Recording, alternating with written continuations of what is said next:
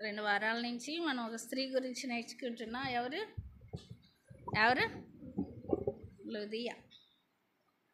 Lydia ఎవరమ్మా? ఎలాంటి స్త్రీ అని చెప్పుకుంటున్నాం? లుదియా దైవభక్తి కలిగిన స్త్రీ. దైవభక్తి కలిగిన స్త్రీకి ఉండవలసిన లక్షణాలు ఏంటో చూస్తూ వచ్చాము. అంతేకాదు లుదియా ఏం చేస్తూ ఉందంట? వాక్యం వినే స్త్రీగా ఉంటా ఉంది. అంటే దైవజనుడు చెప్పుతున్న మాటలు వినటం వల్ల కలిగే విశ్వాసం, అభివృద్ధి ఏంటో, వినటం వలన వచ్చే లాభం ఏంటో, ఆశీర్వాదాలు ఏంటో చూస్తూ వచ్చాం. దీనాన చూద్దాం. చూడండి, వాక్యం వింటున్న ఆమె జీవితంలో జరిగిన కార్యం. 16వ అధ్యాయము, అపోస్తల కార్యం 16వ అధ్యాయము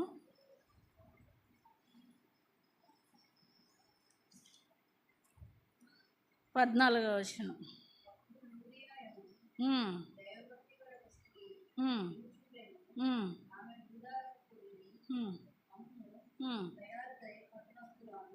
తుయతైర పట్టణస్థురాలు.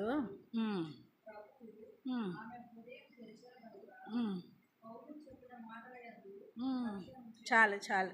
ఈమె ఎవరంట? ఒక వ్యాపారస్తురాలు. ఈమె సామాన్యమైన స్త్రీ ఏం కాదు. సామాన్యమైన స్త్రీ అయినా తను ఖాళీగా కూర్చుండే స్త్రీ కాదు. ఏం చేస్తూ ఉంటుంది స్త్రీ అని చెప్పుకున్నాము? వ్యాపారం చేస్తున్న స్త్రీ. ఏం చేస్తూ ఉంది? ఉదారంగు పొడి అమ్ముకుంటున్న స్త్రీ. ఎంతో ధనవంతురాలు. ఎంతో సమయం అంతా వ్యాపారానికి వెచ్చి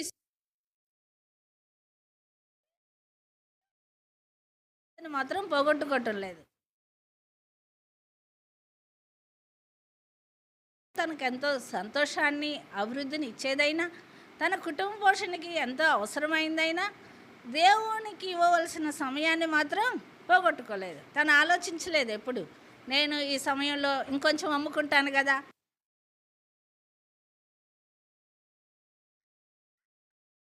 కానీ ఎందుకు ఆశపడలేదు? ఇది దేవునికి ఇవ్వాల్సిన సమయం. ఈ సమయంలో నేను వెళ్ళాలి, దేవుని మాటలు వినాలనే ఆశ ఆమెకుంది. అందుకే వచ్చింది. ఆమె దేవుని మాటలు వింటుంది. అందుకే ఆమెని దైవభక్తి కలిగిన స్త్రీ అని చెప్పుకుంటాను. అయితే దైవభక్తి కలిగిన స్త్రీగా ఉన్న ఆమె దేవుని ఇంటికి వచ్చి వాక్యం వింటున్న ఆమె జీవితంలో చూడండి ఏం జరుగుతూ వచ్చిందంట. ఆమె హృదయము తెరచెను. ప్రభువు ఆమె హృదయము తెరచెను. వింటున్న ఆమె హృదయంలో ఏం కార్యం జరుగుతూ వచ్చింది? ఆమె హృదయము తెరవబడిందంటే ఇప్పుడు కనపడుతుందా? అది కనపడుతుందా? హృదయం ఇప్పుడు పుస్తకం బైబిల్ తెరిస్తే ఇలా తెరిచినట్టుంటుంది, ఇలా మూసేస్తే మూసినట్టుంటుంది. అవును కదా? బైబిల్ తెరిచాము అనే దానికి అర్థం ఏంటి? ఇలా తీసి చూస్తేనే తెరిచామని. అయితే ఈమె హృదయము తెరవబడింది అనే దానికి అర్థం ఏంటి అంటే ఆమె దేవుని ఎడలున్న ఆసక్తే, ఆమె దేవుని వాక్యాన్ని పరిశీలిస్తున్న విధానము, దేవుని వాక్యాన్ని వింటున్న విధానమే పౌలు చూస్తూ వచ్చాడు. అందుకే ఎవరు ఆమె హృదయాన్ని తెరిచారంట? ఆమె మాటలు వింటున్నప్పుడు ఎవరు హృదయాన్ని తెరుస్తూ వచ్చారు? ప్రభువు ఆమె హృదయాన్ని తెరుస్తూ వచ్చాడు. అందుకే దేవుడు ఒక మాట అంటాడు ప్రకటన పుస్తకంలోనే. చూడండి, ప్రకటన 3వ అధ్యాయం 20వ వచనంలో. ప్రకటన 3వ అధ్యాయం 20వ వచనంలో వాక్యం అంటాడు, ఇదిగో తలుపునొద్ద నిలుచుండి తట్టుచున్నాను.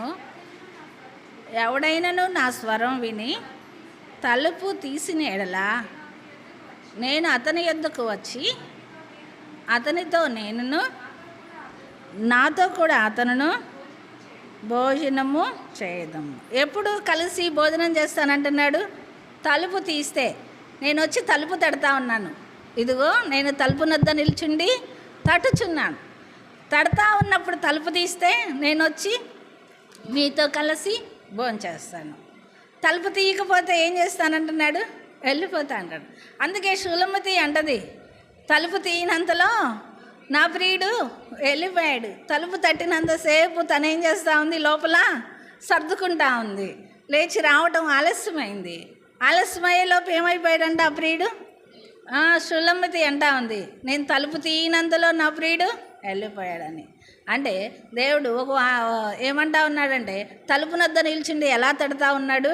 మంచులో నిలిచిండి, ఎండలో నిలిచిండి, అవునా? అలాంటి గాలిలో నిలిచిండి దేవుడు హృదయం అనే ఆ తలుపునొద్ద నిలిచిండి తడుతూ ఉన్నాడు. ఎవరైనా మన ఇంటికి వచ్చి తలుపు నడుతున్నప్పుడు ఎలా ఉంటుంది, బయట వాతావరణం ఎలా ఉందో అలాంటి వాటినన్నింటినీ సహించి తలుపు తడుతూ ఉంటారు కదా. తలుపు తీయటం లేట్ అయిన వెంటనే ఏం చేస్తా వచ్చింది అన్నాడు. సులభత ఏమంటా ఉంది? నా ప్రియుడు వెళ్ళిపోయాడు అన్నాను. ఇప్పుడు దేవుడు కూడా మన కుటుంబ జీవితాల్లో మన ఇంటిలో, ఏ ఇంటిలో, హృదయం అనే ఇంటికి వచ్చి ఏం చేస్తూ ఉంటున్నాడు? తలుపు తడుతూ ఉన్నాడు. తలుపు తడుతూ ఉంటే తలుపు తీసే లోపు వెళ్ళిపోయే పరిస్థితి రాకుండా మనం ఏం చేయాలి? త్వరపడి తలుపు తీసే అనుభవంలో ఉండాలని దేవుడు మాట్లాడుతూ, ఈమైతే ఏం చేస్తూ ఉంది? విన్న వెంటనే, దేవుని వాక్యం విన్న వెంటనే ఆ హృదయం అయిపోతుంది, తెరవబడింది. అంటే మనం కూడా వాక్యాన్ని విన్న వెంటనే దేవునికి సమయం ఇవ్వకుండా ఏం చేస్తూ ఉంటున్నాము? వ్యర్థమైన వాటికి సమయం ఇస్తావారుగా ఉంటున్నాం. అందుకే ఈ స్త్రీ విషయం ఇలాగా దేవుడు మనల్ని కూడా ఉండమని, విన్న వెంటనే వాక్యానికి లోబడి మన హృదయం తెరవబడిన అనుభవంలో ఉండాలని దేవుడు ఈ దినం మనతో మాట్లాడుతూ ఉంటున్నాడు. అయితే ఈమె ఒక వ్యాపారస్తురాలు దేవుని వాక్యం వింటా ఉంది. అప్పటి వరకు ఆమె హృదయం తెరవబడింది అంటే వెంటనే ఆమె రక్షించబడిన స్త్రీగా కూడా ఉంటా ఉంది. ఆమె రక్షణలోకి వచ్చింది. అప్పుడే దేవుని వాక్యాన్ని విని తన హృదయం తెరవబడి తన హృదయాన్నంతా ఏం చేస్తూ వచ్చింది? దేవుని సన్నిధిలో కురుమరిస్తూ వచ్చింది. తన బలహీనతలేంటో ఆ హృదయం తెరవబడిన వెంటనే తనకేంటి, తన అక్క తల్లి గర్భంలో పాపం ద్వారానే నేను జన్మించాననే గ్రహింపులోకి వస్తూ వచ్చింది. వెంటనే తన హృదయాన్ని దేవుని సన్నిధిలో ఒప్పుకుంటా ఉంది. మనం కూడా వాక్యం విన్న వెంటనే వాక్యం ద్వారా మనం కూడా ఏం చేయబడాలి? సరిచేయబడుతూ ఉండాలి. వాక్యం విన్న వెంటనే మన హృదయంలో కూడా ఈ కార్యం జరిగేదిగా ఉండాలి. వాక్యం విడిచిపెట్టే వారంగా కాకుండా వాక్యం ద్వారా ఏదైతే సరిచేయబడతా ఉన్నాం, ఏది వింటున్నామో దాని ద్వారా మన జీవితానికి అన్వయించుకొని సరిచేయబడిన అనుభవంలో ఉండే అనుభవంలోకి మనం రావాలని దేవుడి దినాన మనతో మాట్లాడుతూ ఉన్నాడు. అయితే ఈ స్త్రీ హృదయం తెరవబడిన వెంటనే చూడండి, ఇక్కడ కూడా అంటా ఉన్నాడు, ఈ స్త్రీకి అయితే హృదయం తెరవబడతా ఉంది. కానీ యెషయాలో అంటా ఉన్నాడు. చూడండి, యెషయాలో ఒక వాక్యం ఉంది, 35వ అధ్యాయము 5వ వచనంలో. యెషయా పుస్తకం 35వ అధ్యాయం 5వ వచనంలో. చాలు.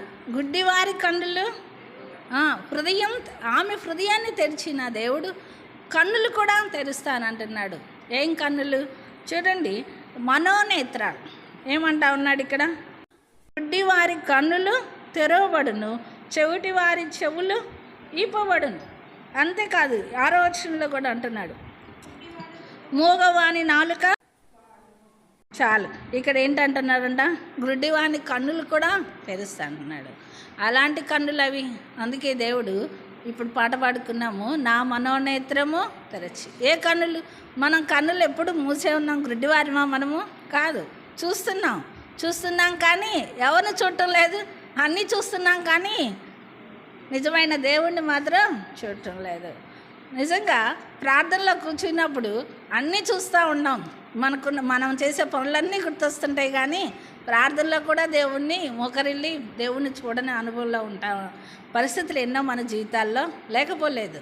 అయితే ఈ కన్నులు తెరవబడే విధంగా మనం దేవుని వాక్యాన్ని వినేవారంగా ఉండాలి. దేవుని వాక్యం వింటున్నప్పుడు ఆ గుడ్డివారి కన్నులు తెరిచే దేవుడు మనల్ని కూడా, మన ఆత్మీయ కన్నులు కూడా తెరవబడే విధంగా దేవుని వైపు చూసేవారంగా ఉండాలి. అంతేకాదు, మామూలుగా దేవుడు ఏమంటా ఉన్నాడంటే, మన కన్నులు, కీర్తనలు అంటూ ఉంటాడు 119:18లో, నా కన్నులు తెరువు అంటాడు కీర్తనాకారుడు. అంతేకాదు 119లోనే అంటూ ఉంటాడు. చూడండి, 119 147వ వచనంలో, 119 147 కీర్తనలు.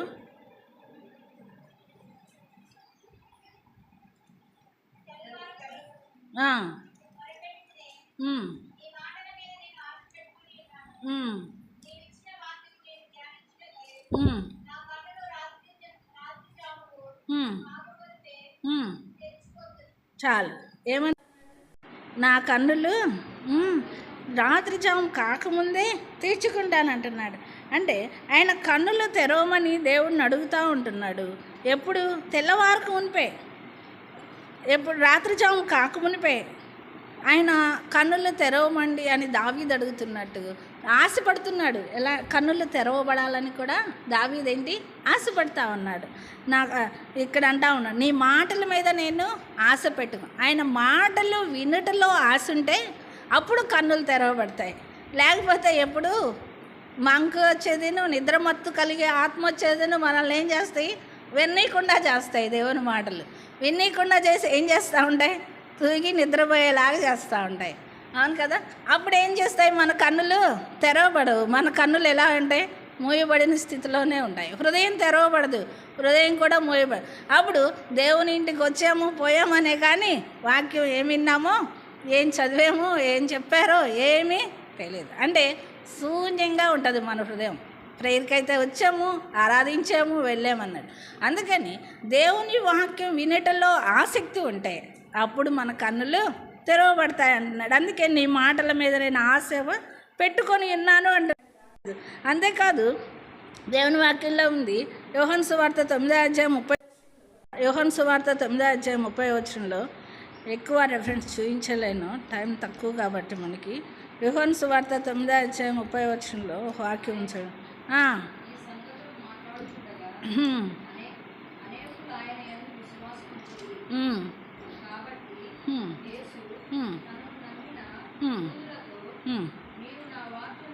ముప్పై వచ్చిన యోహాను 9:30 ఆయన ఎక్కడి నుండి వచ్చునో మీరు ఎరగకపోవట ఆశ్చర్యమే, అయినను ఆయన నా కన్నులు తెరిచాను.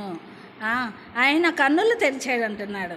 అంతేకాదు ఆయన గ్రుడ్డివారు కన్నులు తెరిచే ఆయన ఈ కన్నులు కూడా తెరుస్తాం. దావీదైతే ఆ కన్నులు తెరవబడటానికి కోసం ఆశపడుతూ ఉన్నాడు. ఏకునే లేవడానికి తెల్లవారుకునిపై నా కన్నులు తెరవమని అంటా ఉన్నాడు. నిద్రమత్తు నుండి తొలగించబడడానికి తెరవమంటా ఉన్నాడు. అంతేకాదు చూసినట్లయితే దేవుడు ఇంకా తెరవము అంటా ఉన్నాడు. కీర్తనాకారుడు నా కన్నులు తెరవమంటున్నాడు. మళ్ళీ ఏం తెరవమంటున్నాడు? పెదవులు ఎందుకు తెరవాలి? ఆయన్ని స్తుతించడానికి. అంతేకాదు 81:10 అంటాడు, నా నోరు తెరవమంటారు. మన నోరు ఎందుకు తెరవాలి? చూడండి ఆదికాండం 8:21 ఆదికాండం 8:21 ఒక వాక్యం ఉంది. ఆదికాండం 8:21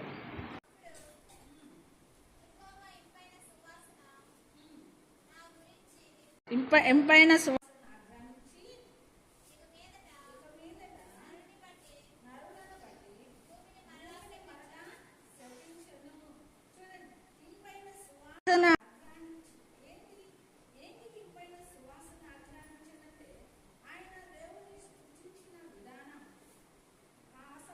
దేవుణ్ణి స్తుతించిన నోవాహు ఆ ఇంపైన సువాసనను బట్టి నరులను శపించి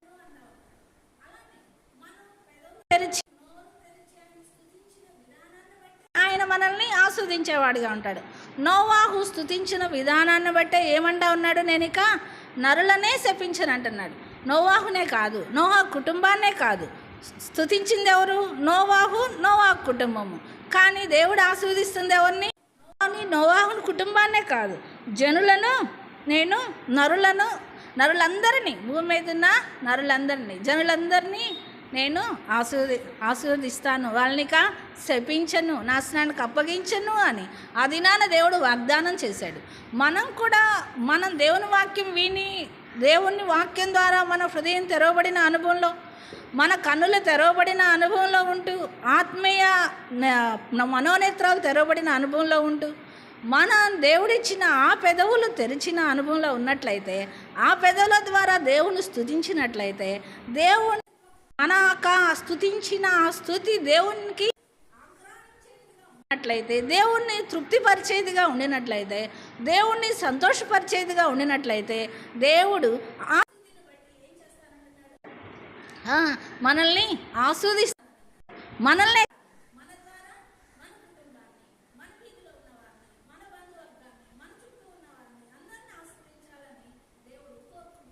ఎవరిని బట్టి? కానీ మనం ఏం చేస్తూ ఉన్నాం? దేవుణ్ణి స్తుతించటానికి వెనుకంజ వారంగా ఉంటున్నాం. ఈ అర్థమైన అనేక పనులకు సమయాన్ని ఇస్తున్నాం, కానీ దేవుణ్ణి మాత్రం స్తుతించడానికి ముందు ఉండలేని వారంగా ఉంటున్నాం. అందుకే మనం రావాల్సిన దేవుని ఆశీర్వాదాలని, దేవుడు ఇవ్వాలనుకుంటున్న వాటన్నిటిని ఏమో చేసుకుంటున్నాం, పోగొట్టుకుంటున్న వారంగా ఉంటున్నాం. అంటే ఎవరి ద్వారా పోగొట్టుకుంటున్నాం? ఇప్పుడు దానికి కారణం ఏంటి? రావాల్సిన ఆశీర్వాదాలు పోగొట్టుకోవడానికి కారణం ఎవరు? మనమే కారణం. అవునా కదా? ఎందువలన? ఆయన ఆగ్రహించే విధంగా, ఆయన సంతోషపెట్టే విధంగా స్తుతించలేక పోతా ఉన్నాం. అందుకే దేవుడు ఇక్కడ అంటా ఉన్నాడు, ఏమంటా ఉన్నాడు? నోరు తెరవమంటా ఉంటున్నప్పుడు మత్తయి సువార్త 12:34 హృదయం నిండిన కొలది నోరు హృదయంలో ఏముంటే దాని కొలది నోరు మాట్లాడుతుంది అన్నాడు. హృదయం నిండిన కొలది నోరు. హృదయంలో ఏముంటుంది? హృదయంలో ఏమున్నాయి? చెడు అంతా ఉంది. అవును కదా? ఏమున్నాయి? అన్నీ ఉన్నాయి. హృదయంలో ఉన్నాయన్నీ అనేక రకాలు ఉన్నాయి మనకి. అలాంటి రకాలన్నీ, ఇన్ని రకాలు ఉన్నాయన్నీ మన హృదయంలో ఉంటే దేవుణ్ణి ఆరాధించినప్పుడు, దేవుణ్ణి స్తుతించినప్పుడు అది దేవునికి ఆగ్రహించినదిగా ఉండదు. అయితే హృదయంలో ఉండిన దాన్ని బట్టి దేవుణ్ణి స్తుతిస్తాము, దాన్ని మాట్లాడతామంటే మన మాటలు, మన ప్రవర్తన, మన ఆలోచనలు ఎలా ఉంటున్నాయో ఈ సమయంలో ఉండాలి. అంటే మనం బయట అనేక విషయాలకు నోరు విప్పి మాట్లాడతాము, అనేక విషయాల్లో లోక సంబంధమైన విధంగా గట్టిగా మాట్లాడతాము, ముచ్చట్లాడతాము, వాదిస్తాము. అవునా? వాదన పెట్టుకొని మనమే గెలవాలంటాము, అన్ని మనం ముందుండాలనుకుంటాం. కానీ దేవుని ఇంటికి వచ్చేలోపు మనం ఎప్పుడు వెనుకుండాలనే అనుకుంటాం. ప్రార్థించలేము. మొదటగా ప్రార్థించమనగానే నోరెత్తలేము, ప్రార్థించమనగానే పాట పాడమనగానే నోరెత్తలేము. మన స్వరం దేవుని ఇంటిలో వినబడని పరిస్థితి. వినపడుతుందా మన స్వరం? దేవుని ఇంటిలో ఏమైపోతూ ఉంది? మన స్వరం మోగిపోతూ ఉంది. బయట వినపడుతుంది అన్ని విషయాల్లో, కానీ మన స్వరం వినబడటం లేదు. మన స్వరమే దేవుని ఇంటిలో వినబడినప్పుడు మన కన్నీరు ఎలా వినబడుతుంది? దేవుని ఇంటిలో, దేవుని ఇంటికి వచ్చినప్పుడు, దేవుడు మనల్ని చూస్తున్నప్పుడు దేవుడు ఏమనుకుంటా ఉన్నాడు? నీ స్వరం నేను వినాలంటున్నాడు. మన స్వరం వినాలని ఆశపడతా ఉన్నాడు. ఎలా? ఆయన స్తుతిస్తూ ఉన్నప్పుడు మన స్వరాన్ని ఎత్తి మనం దేవుడిని ఆరాధించలేకపోతా ఉన్నాం. మన స్వరాన్ని ఎత్తి దేవుని సందులో పాట పాడలేకపోతా ఉన్నాం. దేవుని వాక్యాన్ని చదవలేకపోతా ఉన్నాం. దేవుని బిడ్డలతో ఐక్యతతో, దేవునితో అంటే పలకరించుకోలేకపోతా ఉన్నాం. మన స్వరం ఇక్కడే వినిపించలేకపోతున్నాం, కానీ బయట అయితే మన స్వరం బిగ్గరగా ఉంటుంది. అన్ని విషయాల్లో మనమే ముందుండాలని మాట్లాడుతూ ఉంటాం. అందువలన ఏమైపోతా ఉంది? దేవుడు దుఃఖపడతా ఉన్నాడు, దేవునికి దూరం అవుతూ ఉన్నాం. అంతేకాదు, అలా ఉన్నందువల్ల దేవుని ఆశీర్వాదాలు పోగొట్టుకునే వారంగా ఉంటున్నాం. కాదు, చూడండి అలా ఏం చేస్తూ ఉంటున్నాడో చూడండి. హృదయంలో ఉండిన దాన్ని బట్టి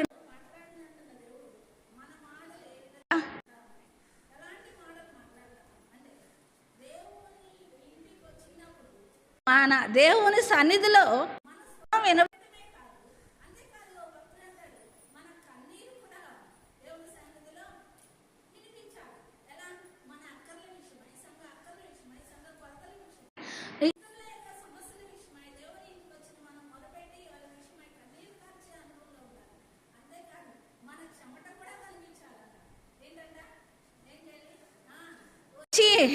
బట్టలు కట్టుకొని వచ్చి కూర్చొని వెళ్ళిపోతే మన చెమట కనిపించదంట. దేవుని ఇంటిలో పని చేస్తేనే, అంటే దేవుని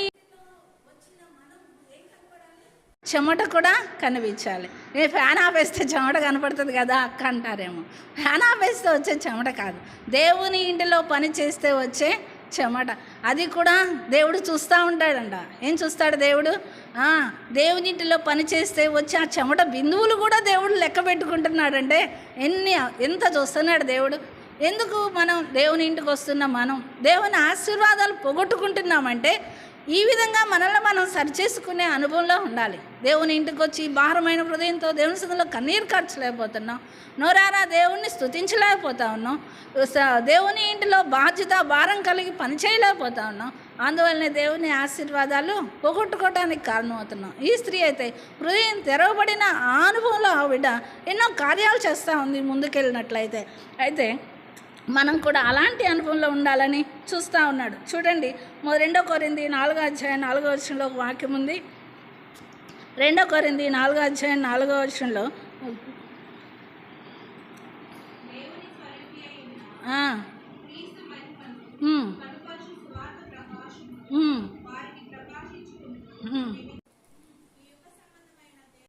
ఈ యుగ సంబంధమైన దేవత అవిశ్వాసులైన వారి మనోనేత్రాలకు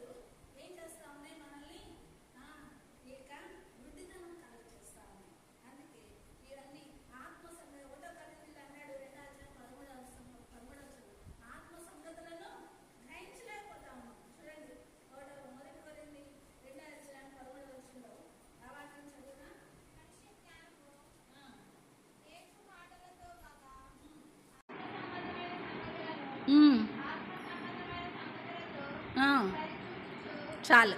ఆత్మ సంబంధమైన సంగతులతో సరిచూసుకోవాలి, కానీ ఈలోక సంబంధమైన సంగతులతో సరిచూసుకునే వారిగా ఉండకూడదు. ఎలా?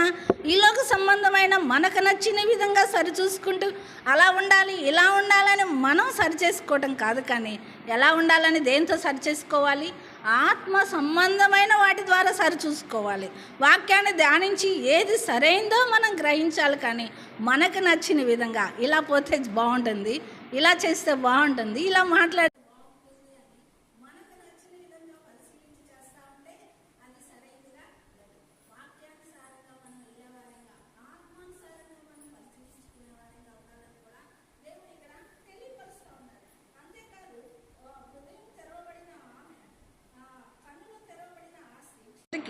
చూడండి, ఆమె పెదవులు తెరవబడతా ఉంది. అంతేకాదు ఒక చోట అంటాడు దేవుడు, నీ నోరు నేను తెరువుము దాన్ని నింపదును అంటా ఉన్నాడు దేవుడు. నిజంగా నువ్వు దేవుని సన్నిధిలో వాడబడాలని, దేవుని కొరకు నిలిచి ఉండాలంటే దేవుడు ఏం చేస్తూ ఉంటాడు? నీ నోరు తెరువుము దాన్ని నింపుదును అంటాడు. ఉదినాన నాకు ఇచ్చిన వాగ్దానం ఇదే. దేవుడు ఏంటి?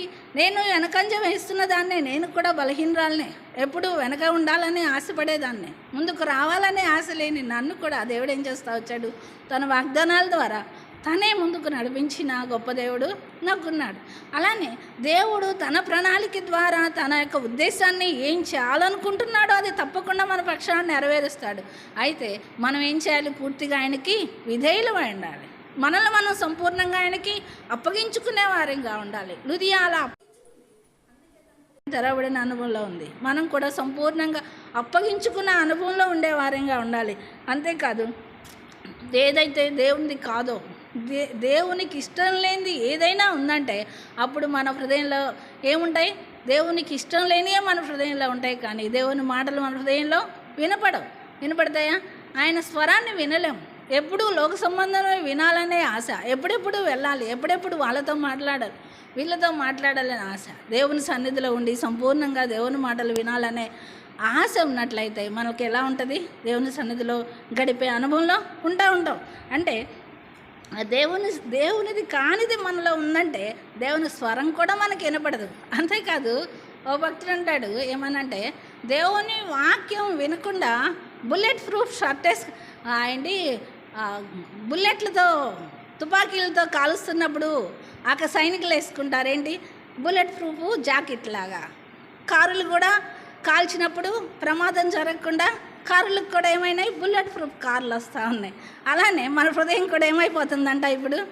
బుల్లెట్ ప్రూఫ్ హృదయం అయిపోతూ ఉందంట. అంటే దేవుని వాక్యము బుల్లెట్ లాగా దూసుకొస్తున్నప్పుడు హృదయం ఆ వాక్యానికి తగలకుండా, తాకకుండా, అంటే అలాంటి హృదయము కఠినపరుచుకుంటున్న వారంగా ఉంటున్నాం. హృదయం ఏమైపోతూ ఉంది? మన హృదయము కఠినపరుచుకుంటున్నామంట. అందుకే దేవుడు ఏమంటా ఉన్నాడంటే దేవుని వాక్యానికి విధేయులమై ఉండాలంటా ఉన్నాడు. అంటే రక్షించబడ్డామని చెప్పుకుంటున్న మనము మన హృదయంలో వాక్యం ఎంతవరకు నిలిచి ఉంటా ఉంది, అంతేకాదు ఆ వాక్యానుసారం ఎంతవరకు నడుచుకుంటున్నాం అనేది కూడా మనం ధ్యానించే అనుభవంలో ఉండాలి. అంతేకాదు చూడండి, యోబు పుస్తకం 33వ అధ్యాయం 14వ వచనంలో, యోబు పుస్తకం 33వ అధ్యాయం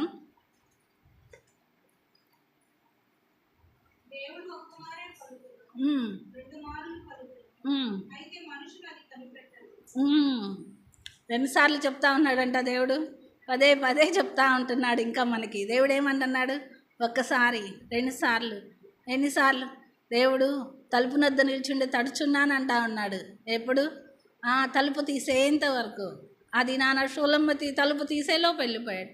ఇది నాన్న దేవుడు నీతో మాట్లాడుతున్నప్పుడే, దేవుడు స్వరాన్ని విని దేవునికి నీ హృదయాన్ని ఇచ్చినట్లయితే దేవుడు నీతో కలిసి జీవించటానికి, నీతో కలిసి సంతోషించడానికి, భోజనం చేయటం అంటే సంతోషానికి గుర్తే కదా, అలా సంతోషించటానికి దేవుడు ఇష్టపడతా ఉన్నాడు. అయితే అలాంటి అనుభవంలో మనం కూడా ఉండాలంటా ఉన్నాడు. అంతేకాదు దేవుడు యెషయా పుస్తకం 45వ అధ్యాయం 8వ వచనం చూడండి. యెషయా 48:8.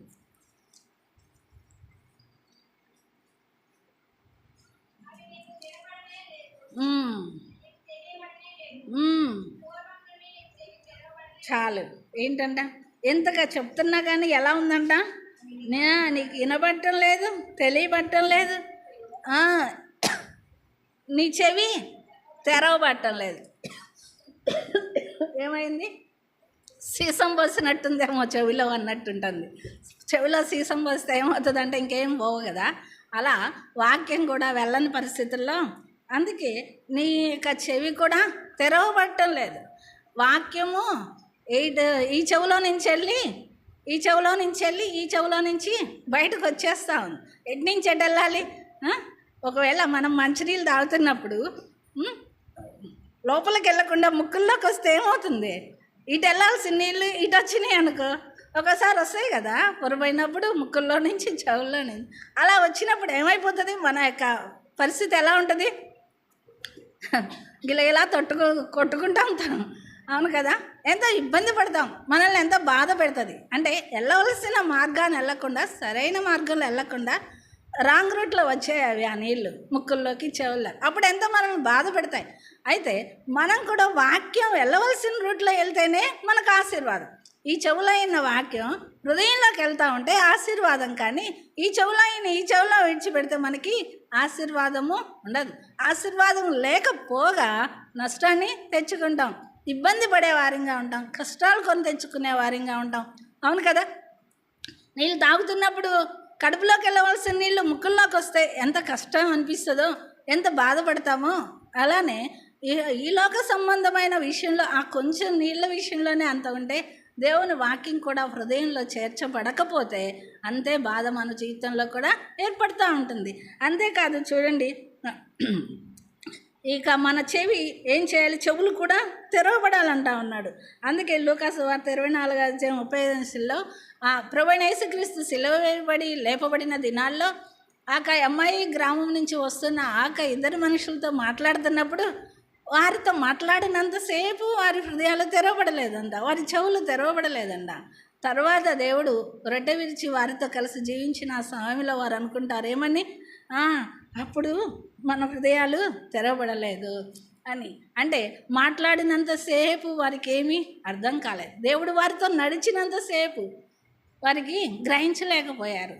ఈ గ్రామం ప్రభువైన యేసుక్రీస్తు లేచిన దినాల్లో వారితో నడుస్తున్నప్పుడు వారు గ్రహించలేకపోయారు. దేవుడు మనతో కూడా నడుస్తున్నప్పుడు, మనతో మాట్లాడుతున్నప్పుడు, మనతో జీవించాలనుకుంటున్నప్పుడు, మనతో సంతోషించాలనుకుంటున్నప్పుడు ఏం చేస్తూ ఉంటున్నాం? మనం కూడా గ్రహించని వారంగానే ఉంటున్నాం. అవును కదా, సమయం అయిపోయిన తర్వాత, దాటిపోయిన తర్వాత, ఎంతో కష్టం వచ్చిన తర్వాత, ఇబ్బందులు పడుతున్న సమయంలో ఇక ఎవరు లేరు, దేవా నువ్వే అనుకునే పరిస్థితి తెచ్చుకుంటున్నాం. అలా కాకుండా సమయం ఉన్నప్పుడే దేవుడు వింటున్న వాక్యాన్ని వెంటనే ఎలా తెరవబడిందో మనం కూడా మన హృదయం తెరవబడిన అనుభవంలో, చెవులు తెరవబడిన అనుభవంలో, మన నోరు తెరవబడిన అనుభవంలో, ఇంకా ఏంటి, మనస్సు కూడా తెరవబడే అనుభవంలో ఉండాలి. దేవుని వాక్యాన్ని వింటున్నామంటే మన మనసు ఎలా ఉండాలి? ఉత్సాహంగా ఉండాలి. అవును కదా? ఎలా ఉండాలి? ఉజ్జీవంగా ఉండాలి. మాట్లాడుతున్న మాటలు జీవం కలిగిన మాటలని గ్రహించి ఇది నా కోసమే అనే అనుభవంలో మనం వినేవారంగా ఉండాలి. ఇది నాది కాదు, అది ప్రక్కవారి కోసం అని త్రోసివేసేవారంగా ఉండకూడదు. దేవుని వాక్యాన్ని వింటున్న మనం ఒక వాక్యం ద్వారానైనా మనం సరిచేయబడిన వారంగా దేవుని హృదయంలో వారానికి ఒక్కటి గుర్తుపెట్టుకున్న అనేకం మన జీవితంలో గుర్తుంటాయి. అవునా కదా? ఒక్కొక్కటి మర్చిపోతున్నామంటే మన జీవితంలో ఎన్నో మర్చిపోయిన వారు. ఎవరైనా ఏదైనా కోప్పడితే, లేకపోతే ఏదైనా అంటే జీవితాంతం గుర్తుపెట్టుకొని కక్ష సాధిస్తుంటున్నాం. కానీ వాక్యాన్ని గుర్తుపెట్టుకొని దాని ప్రకారం జీవిద్దామని ఆ పట్టుదల మాత్రం ఉండటం లేదు మానవులమైన మనకి. అవునా కదా? దేవుని బిడ్డలు మనకి ఆ మాట నన్నన్నారే అని చెప్పి దాన్ని బట్టి పీడించేవారంగా ఉంటాం. కానీ దేవుని వాక్యానుసారం జీవిద్దామే అనే ఆలోచన మాత్రం మన జీవితంలో ఆ పట్టుదల రావటం లేదు. అంటే ఇహలో సంబంధమైన వాటి విషయంలో ఉన్న పట్టుదల, దేవుని కొరకు జీవిద్దామనే పట్టుదల లేకుండా పోతా ఉంది. విశ్వాసులమని చెప్పుకుంటున్న మన విశ్వాస జీవిత యాత్రలో సాగిపోతున్న మనం ఏది చేయాలో ఏది చేయకూడదో దేవుడు మనకు తెలియపరుస్తున్నప్పుడు సరిచేయబడిన అనుభవంలో ఏది చేయాలో మనం గ్రహించే వారంగా ఉంటాం. అంతేకాదు, దేవుడు చూడండి, లూకాసు వార్త 25 అధ్యాయం 40 వచనంలో, లూకాసు వార్త 25 అధ్యాయం 40 వచనంలో ఇక్కడ వాక్యం అంటాడు. ఆ అమ్మాయి గ్రామస్తులు వారు మాట్లాడుతూ ఉంటారు. లూకాసు వార్త 24 అధ్యాయం.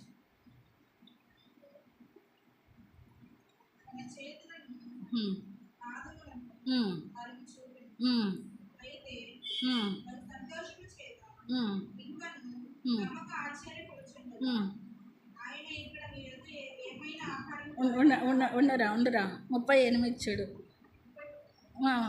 చూడు. 31లో వారి కన్నుల తెరపడి ఆయన గుర్తుపట్టారు. తర్వాత 36వ వచనంలో మీకు సమాధానం కాక అంటా ఉన్నారు. అయితే ఆయన చూసినందుకు వారు దిగులు పడి భయాక్రాంతులై తమకు భూతం కనపడని చెప్పుకుంటా ఉన్నారు. అప్పుడు ఆయన ఏమంటా ఉన్నారు? మీరు ఎందుకు కలవరపడుతున్నారు? మీ హృదయంలో సందేహాలు పుట్టనేలా అని దేవుడు వారితో తను తాను ప్రత్యక్షపరుచుకుంటూ ఉన్నాడు. మన హృదయంలో ఇంకా ఏదైనా సందేహాలు ఉంటాయి, మన హృదయంలో ఇంకేదైనా భయాలు ఉంటాయి, మనలో ఇంకా ఏదైనా దేవునికి వ్యతిరేకమైన ఏవైనా ఉంటే వాటన్నిటిని ఏం చేయాలంట? విడిచిపెట్టే వారంగా ఉండాలి. అందుకే రోమా 3:3 అంటాడు, వారి గొంతుగా తెరిచిన సమాధి అంటా ఉన్నాడు. ఏంటంట రోమా 3:3లో సమాధి మన గొంతుకి ఎలా ఉంటుందంట? తెరిచిన సమాధిలాగా మన గొంతు ఉండకూడదు. తెరిచిన సమాధి ఎలా అయిపోతుంది? ఎలా ఉంటుంది? సమాధి తెరిస్తే ఎలా ఉంటుంది? కాంపు కొడుతుంది. అంటే అలాంటి కంపు కొట్టే విధంగా మన గొంతు గొంతు అంటే మన మాటలు, మనం మాట్లాడే ప్రతి మాట ఎలా ఉండకూడదు? కంపు కొట్టేవిగా ఉండదు. ఇతరులను నొప్పించేవిగా ఉండకూడదు, ఇతరులను బాధ పెట్టేవిగా ఉండకూడదు, ఇతరులని ఇబ్బందులు పెట్టేవిగా ఉండకూడదు, ఇతరులని మన తోటి వారిని నిందించేవిగా, వాళ్ళని హేళన చేసేవిగా ఉండకూడదు, అవమానపరిచేవిగా ఉండకూడదు. అందుకే అలా హేళన చేసేవిగా, కించపరిచేవిగా, అవమానపరిచేవిగా ఉంటే అలాంటి గొంతు ఎలాంటిదంట? సమాధితో దేవుడు పోలుస్తూ ఉన్నాడు. అలాంటి బలహీన పరిస్థితులు మనలో లేకుండా మనం ఎలా ఉండాలంట? తెరవబడిన అనుభవంలో, దేవుని స్తుతించే అనుభవంలో, దేవుని చిత్తాన్ని నెరవేర్చే అనుభవంలో దేవుడు ఉండాలని కోరుకుంటా ఉన్నాడు. ఈ యొక్క స్త్రీ ఎలా తన హృదయాన్ని తెరుస్తూ ఉందో మిగిలిన విషయాలు మనం దేవుని చిత్తమైతే ఈసారి వారం నేర్చుకుందాం. మనం కూడా తన హృదయం తెరవబడుతూ దేవుడిని చేర్చుకుంటా వచ్చింది దేవుని బిడ్డల్ని. మనం కూడా దేవుని బిడ్డల్ని చేర్చుకునే విషయంలో మనం కూడా మన నోరు, మన ఆలోచనలు, మన మాటలు, మన మనస్సు వేటి మీద ఆధారపడతా ఉంది, వేటికి సమయం ఇస్తున్నామని గ్రహించి దేవుని కొరకు నమ్మకంగా జీవించాలని దేవుడు కోరుకుంటా ఉన్నాడు. ప్రార్థన చేసుకుందాం. ఒకరు ప్రార్థన చేయండి. ప్రేరేపించబడిన వారు ఒకరు ప్రార్థన చేయండి.